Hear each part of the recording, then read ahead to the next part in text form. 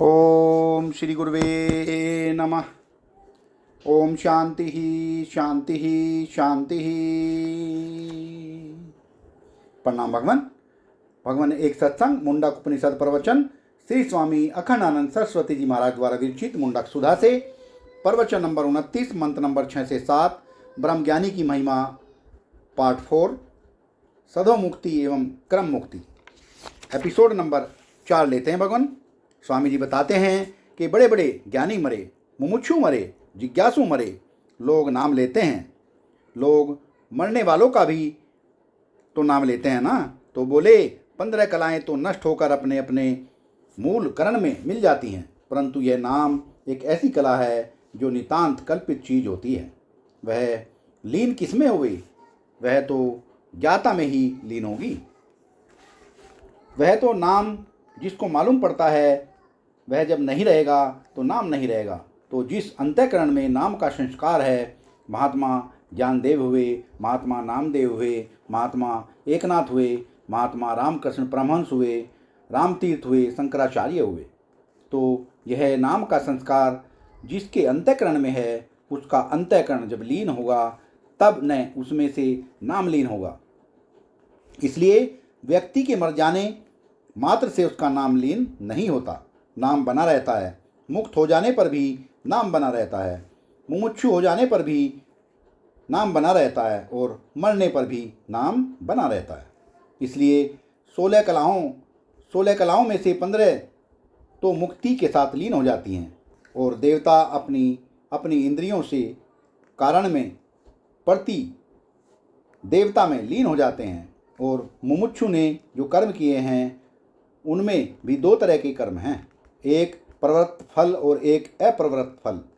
तो जिस कर्म के हिस्से से शरीर बन गया है और वह जिससे नहीं बना है, वह आप समझो कि कुम्हार के घर में माटी है, तो एक माटी है तो वह है जिसको हाथ में लेकर बिंदी बनाकर चाक पर रखकर घड़े के रूप में कुम्हार ने बना लिया, और एक माटी वह है जो उसके घर में ढेर के रूप में रखी हुई है। तो क्या होगा भाई? जिसका घड़ा जब तक जिंदा रहेगा तब तक वहाँ माटी घड़े के रूप में रहेगी, और जिसका घड़ा नहीं बना उस माटी का क्या होगा? बोले वह तो माटी ही है ना। वैसे ही यह जो ज्ञानी पुरुष है, यह जितने कर्म से फल की प्रवृत्ति हो गई है, माने उसका शरीर जाति आयु और भोग बन गया है, तब उतना तो तब तक रहेगा जब तक शरीर रहेगा, और जितने से नहीं बना है वह कर्म तत्काल क्षीण हो जाएगा। और विज्ञान में माने अविद्या करते जो उपाधि है, अविद्या उपाधि, उसमें घुस आए हैं। यह जो अपना मैं है, यह अंतःकरण में नहीं है। अंतःकरण जब रोता है तब मैं नहीं रोता है। यह बड़ी मज़ेदार बात है। अंतःकरण जब हंसता है तब मैं नहीं हंसता है। यह तो अपनी जो परछाई है ना, शीशे में शीशा ही कभी उदास होता है और शीशा ही कभी स्वच्छ होता है, और जिसकी परछाई है वह ज्यों का त्यों। अच्छा, सूर्य मिलन होता है कि सूर्य स्वच्छ होता है कि नहीं? जिस पानी में, जिस घड़े में उसकी परछाई पड़ रही है, उस घड़े का पानी हिलता है तो रजोगुणी है, और मैला है तो तमोगुणी है, और स्वच्छ है निर्विकार है तो सत्वगुणी है। यह तो अंतःकरण की स्थितियां हैं। हमने देखा बाथरूम में एक शीशा होता है, तो वृंदावन में चिड़िया घुस आती है, तो चिड़िया उस शीशे पर बैठकर जो चिड़िया शीशे में दिखती है उसको प्रतिबिंब नहीं समझती है, क्योंकि उनको विज्ञान मनुष्य के समान तो मालूम नहीं। अरे वो लड़ती है महाराज, वो चोंच मारती है, उनकी चोंच टूट जाती है, और अपनी परछाई के साथ कोई क्यों लड़ रहा है कि भ्रम के कारण उसको वह सच्चा मानता है। ये बच्चे हैं ना, बच्चे बिल्कुल छोटे मोटे बच्चे, उनके सामने शीशा कर दो, बिल्कुल शरीर की, बिल्कुल शीशे की पहचान नहीं है, तो उनसे कहो प्यार करो, तो शीशे में जो बच्चा दिखेगा उसे प्यार करेंगे। अच्छा, फिर जब उनको मालूम हो जाए कि मैं ही शीशे में दिख रहा हूँ, तो आप शीशे को घूसा मारने की कोशिश करो, देखो वह बच्चा दूर बैठा हुआ रोने लग जाएगा। वह यह समझेगा कि ये तो हमको ही मार रहे हैं।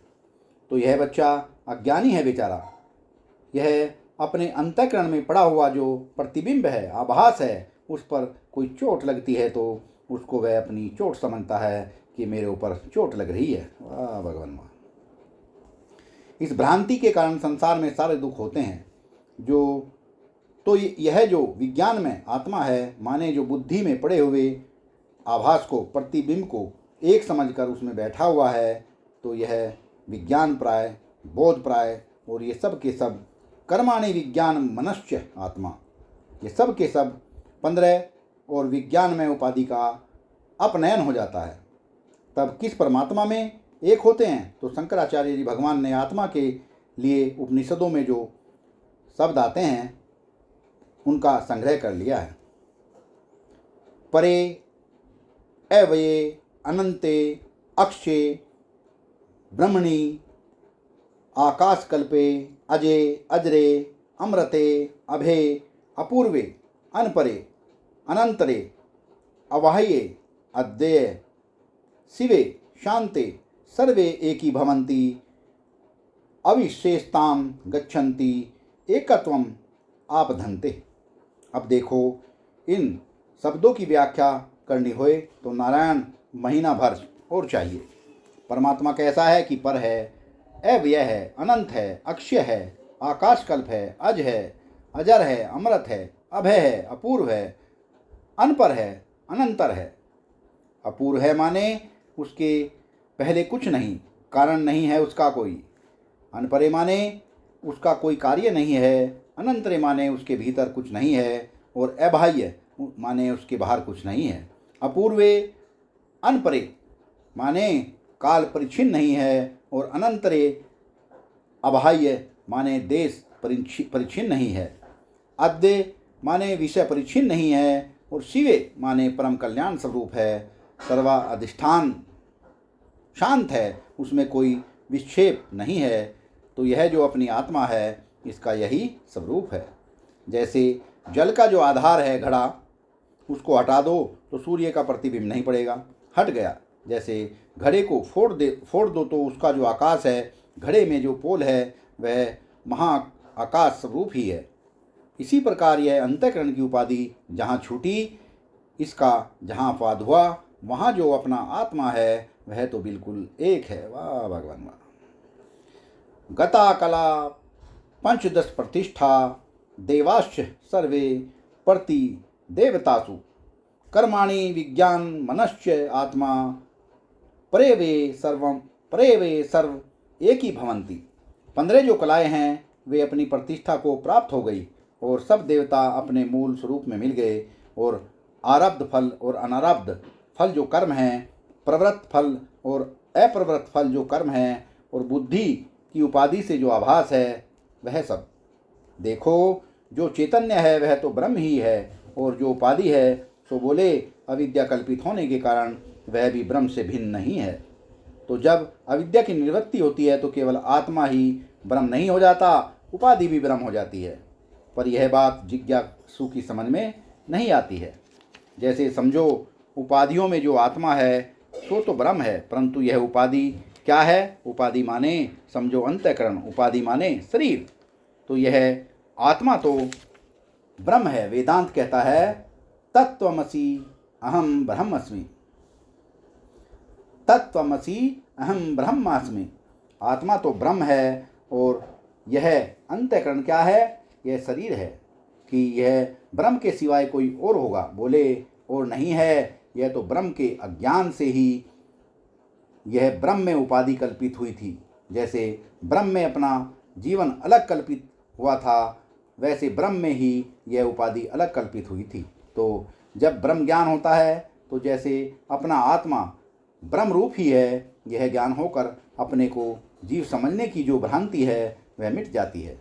वैसे ही जब ब्रह्म ज्ञान होता है तब यह अंतःकरण को उपाधि समझना, देह को उपाधि समझना, जगत को उपाधि समझना, यह जो समझने की भ्रांति है कि अंतःकरण और देह की उपाधि से जगत भासता है, तो यह जो उपाधि और औपाधिक है, ये दोनों ही ब्रह्म में अविद्या से कल्पित है। और ब्रह्म का ज्ञान होते ही इन दोनों की भी निवृत्ति हो जाती है। परे अव्यये सर्व एक ही भवन्ति। तब पर ब्रह्म ही पर ब्रह्म परमात्मा, देवता के रूप में भी ब्रह्म, अंतःकरण के रूप में भी ब्रह्म, कला के रूप में भी ब्रह्म, कर्म के रूप में भी ब्रह्म, आभास के रूप में भी ब्रह्म और अनेक के रूप में भी ब्रह्म, क्योंकि वह तो ब्रह्म के अज्ञान से ही सब कुछ ब्रह्म से जुदा दिखता है। वाह भगवान वाह। अब आगे नारायण 8, 9, 10, 11 4 मंत्र इस खंड में और रह गए हैं और दिन 2 हैं। सत्संग को विराम देते हैं भगवान, आगे का सत्संग कर लेंगे। प्रणाम भगवान।